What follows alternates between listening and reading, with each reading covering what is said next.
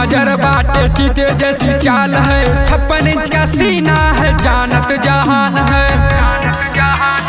बाज की नजर बाटे चीते जैसी चाल है, 56 इंच का सीना है, जानत जहान है। भोजपुरिया दबंगों का भोजपुरिया दबंगों का इतिहास महान है।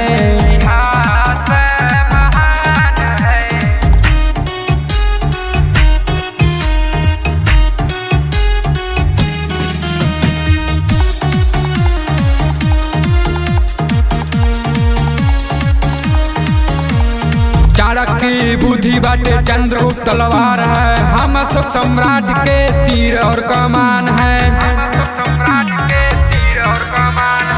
हर लक्ष्य को भेदते ऐसे रामबाण है, हर लक्ष्य को भेदते ऐसे रामबाण है।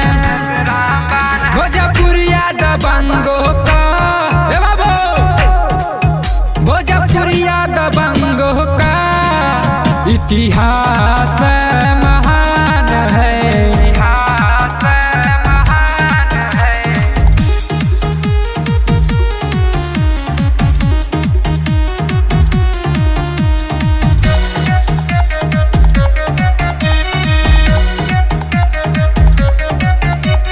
साइंस के पढ़ाई में पढ़ते हम विज्ञान है, बना देंगे हम मिसाइल से विद्वान है।